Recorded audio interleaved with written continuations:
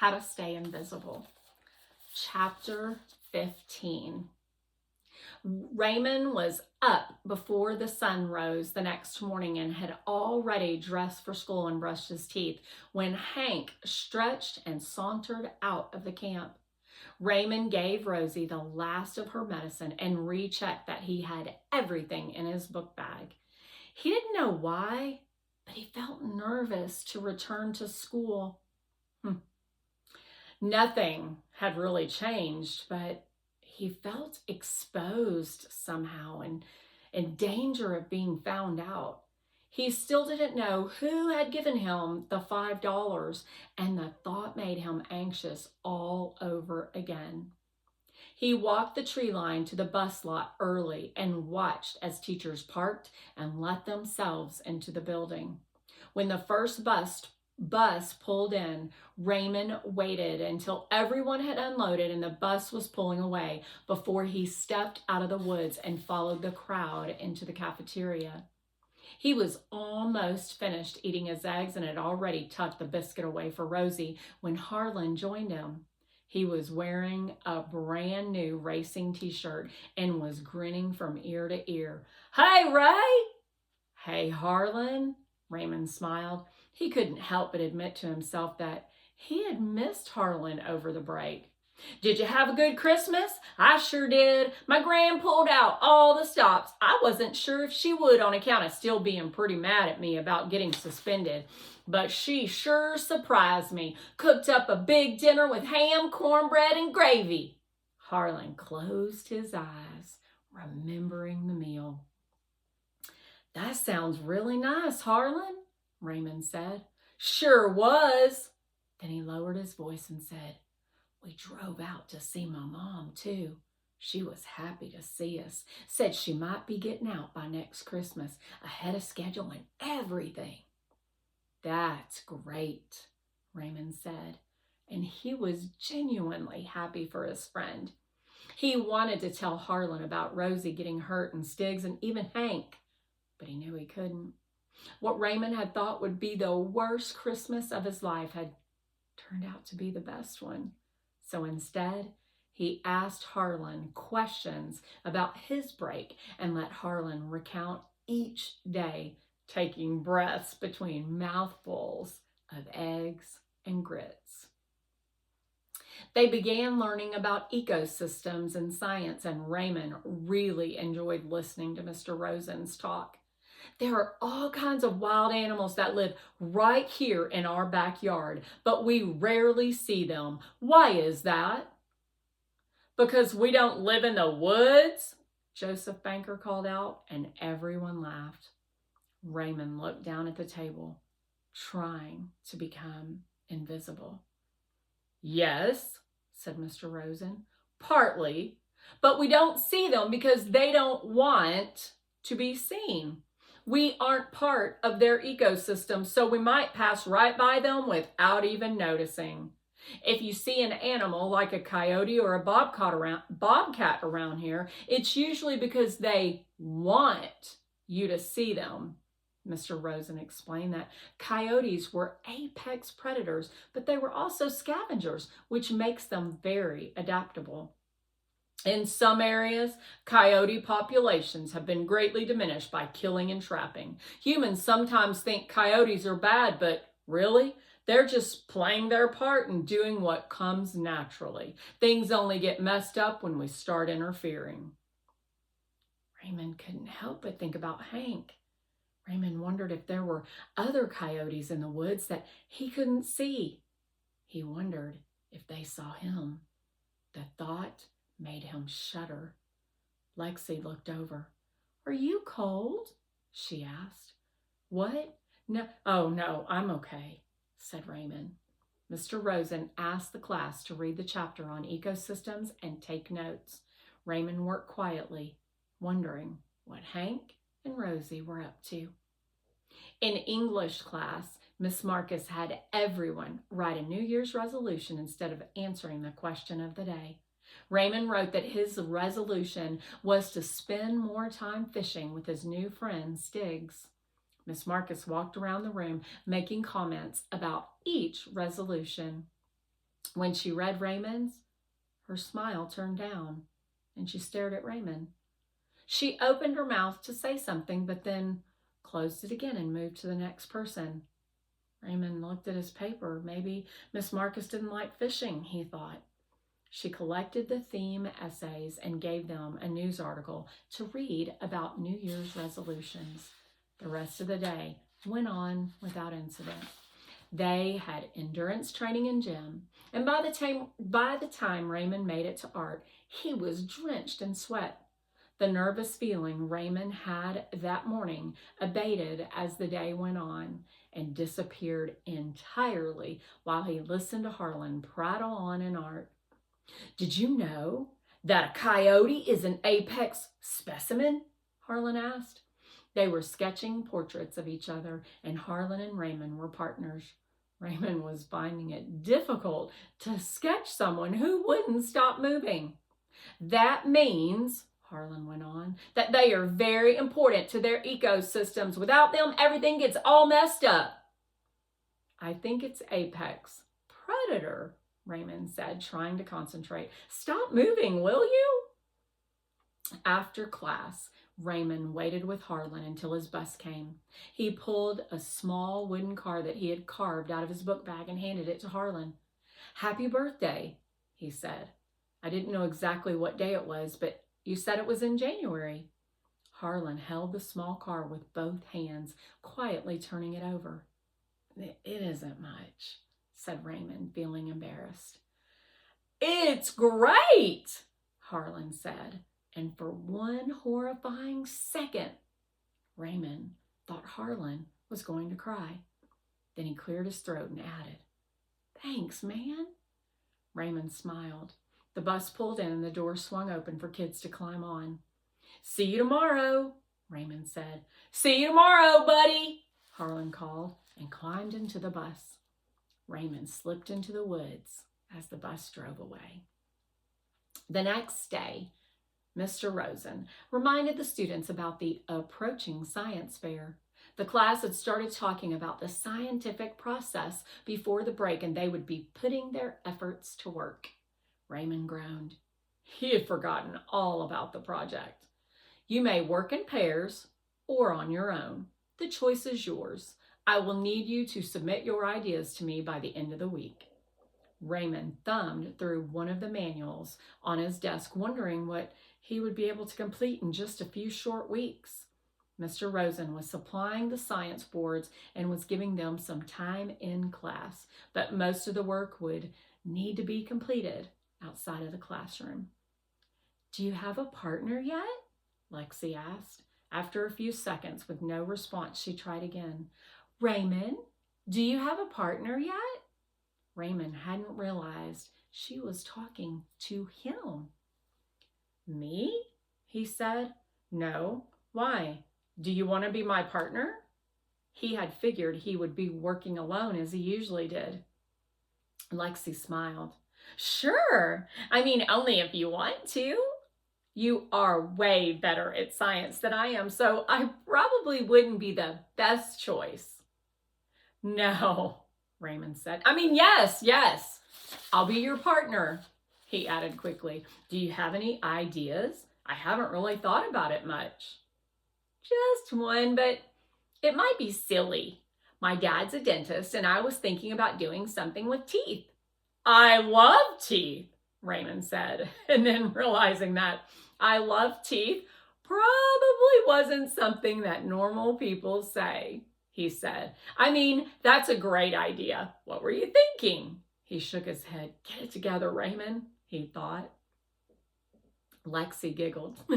I don't know exactly, but my dad's always talking about how bad people's teeth can get. He pulls so many that are rotten or decayed. He practically outlawed sweets and sodas at our house because he says they ruin your smile. I've seen a few of the teeth that he's pulled. It's pretty gross, actually. He keeps them? The teeth? Only the really decayed ones. I think he wants to scare me into taking care of mine.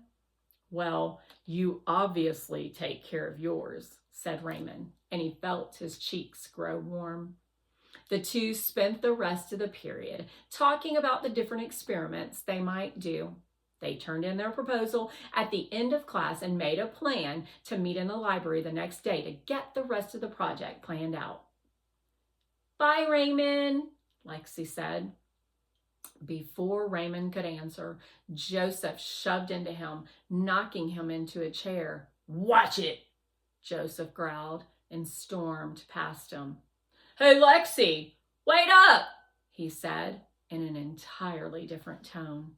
Raymond was pleased to see Lexi roll her eyes and march out of the classroom without answering. The next morning, Raymond woke up feeling nervous. He had worked with Lexi before in class, but there was something entirely different about the prospect of being alone with her. When Lexi asked him if they were still on for the afternoon, he nodded and smiled, but didn't say anything. He tried to appear as if he were focusing and taking notes during Mr. Rosen's lesson on symbiotic relationships, but he barely heard a word of what Mr. Rosen was saying. He forgot to answer the question of the day in English and kept tripping over his feet in gym. When the final bell rang in art, Raymond said goodbye to Harlan and made his way back through the school. Most of the students were filing out and into the courtyard either to wait for their parents or to catch their bus. Raymond pulled past them and into the boys' bathroom.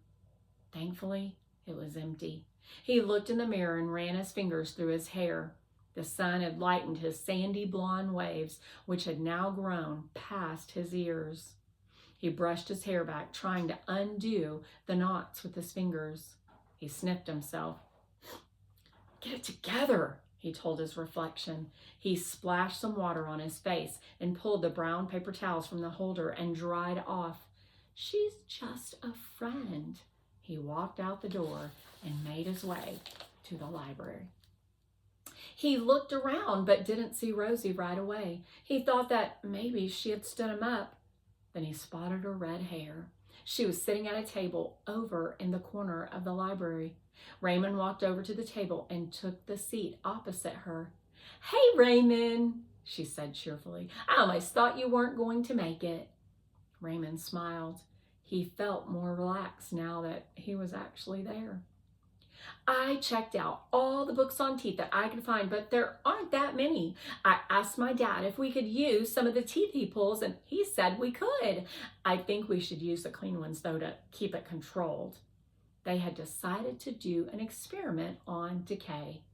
They were planning to use drinks with different sugar contents to see which teeth became more stained over time. "That's great," Raymond said. "Yes, but we might have to wait until next week. My dad said he doesn't have that many extractions scheduled, so it might take a few days to collect them." "That's fine," Raymond said and shrugged. "We have a few weeks, right? I figure we just need long enough to actually see the stains. What do you think, about a week?"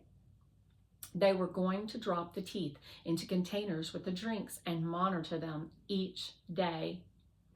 7 days would probably be enough, Lexi agreed. They spent the rest of the afternoon deciding on what drinks to use and looking up their sugar contents on the computer. Raymond took diligent notes in his notebook, keeping track of all their research and plans. It was 4:30 when Miss Amber, the school librarian, came over to tell them she was going home. They packed up their bags and Lexi waited with Raymond while he renewed the Boy Scouts handbook. Miss Amber tisked at the book's frayed edges. Throwing it into the snow hadn't helped its condition. Raymond promised to be more careful. On the way out, Raymond stopped at the door. "I'll see you tomorrow then," he said, trying to sound casual. "You aren't coming outside?" she asked. "I need to grab my math book from my cubby." Lexi accepted the excuse without question. "Want to meet again at the same time next week? I should have the teeth by then." Raymond felt his whole body grow warm. "Sounds good," he agreed. Lexi pushed through the door and was gone. On Friday, Miss Marcus passed out a story by Edgar Allan Poe. It was the second one they had read by Poe that week. Raymond was doodling sketches in his notebook of animal traps to try building after school. Although it was months away, he worried about the summer months and what his food supplies might look like when the school was closed. He couldn't rely on Hank or Rosie for steady food, and while the river usually provided, it wasn't consistent. He would start with traps, and if that didn't work, then he'd figure something else out. Ugh, another one of those weird stories, a boy behind Raymond complained. The comment was loud enough for Miss Marcus to hear, but she ignored it. There was a little biography at the top of the page, and Miss Marcus asked a girl in the back of the room to read it aloud. Raymond tucked away his notebook and tried to pay attention. He was surprised to hear that Edgar Allan Poe had experienced so much tragedy in his life. He had lost everyone he had ever loved. No wonder he wrote things that were so dark, a girl in the front row said. His life was basically nothing but death and abandonment. Yeah, he was alone, another girl said. It's so depressing. Raymond couldn't help but take their comments personally. After reading the biography, he felt a certain kinship with the author. It wasn't his fault everyone had died or left him.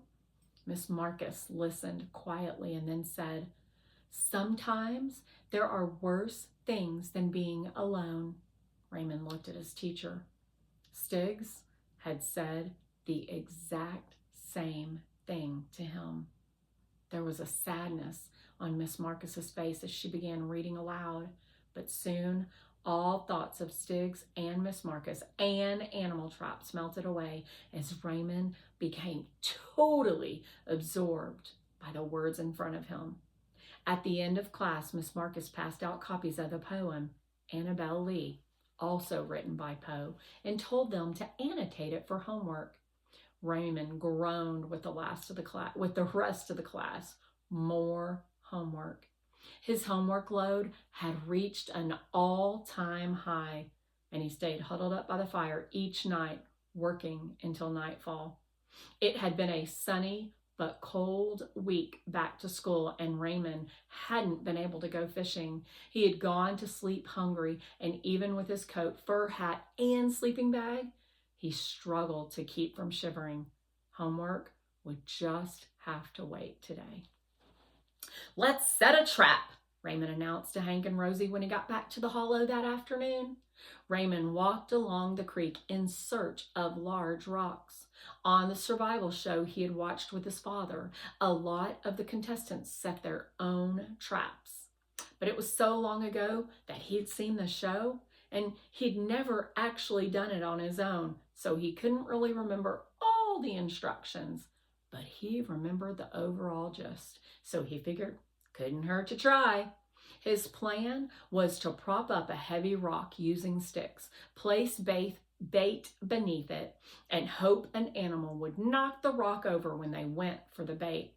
It wasn't the most sophisticated idea, but it was the only thing he could think of. The Boy Scouts handbook offered lots of information on identifying animals and their tracks, but not a lot in the way of advice on trapping them. He bent to pry a large rock from the freezing creek bed. The rock was way too light and came up easily. Raymond dropped it back in the water. He needed a rock heavy enough to kill a small animal.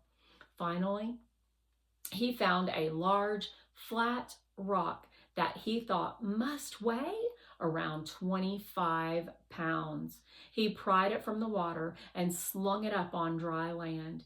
He dragged the rock to a fairly flat area in the woods where he had once seen a field mouse. Rosie jogged along behind him, doing her best to keep up. She had downright refused to stay in the camp alone.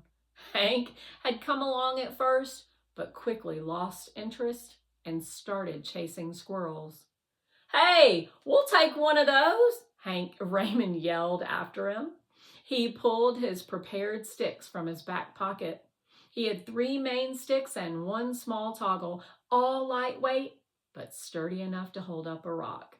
He set the Y-shaped stick in the ground. He situated the next stick in between the Y. It would act as a lever. He had tied a length of fishing line to the lever, and on the other end of the line, he attached the toggle. He propped the rock on its side and positioned it over the lever, looping the toggle around the post. Finally, he laid the third stick beneath the rock, wedged between its base and holding the toggle in place at the other end. He let go. The top rock smashed down, pinning his pinky finger to the ground. "Ah!" he screamed, and Rosie darted back. He pulled his finger from the wreckage and kicked the wrecked trap. He held his hand gingerly. The nail on his pinky finger was already filling with blood. It was cracked down the middle. Raymond walked to the creek and through gritted teeth put his hand into the cold water.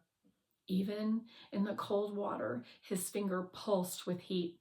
He looked back at the fallen trap with a new determination. "I will set that trap today, Rosie." Rosie lay down to watch. After several attempts, 2 more smashed fingers, and some very colorful language, he got the rock to stay up on its own. Raymond tossed a few crackers under the trap and stepped back to admire his work. It felt highly unlikely that this trap would ever yield anything. Still, there was a certain sense of accomplishment in having completed it, and he suddenly wished someone was around to acknowledge it.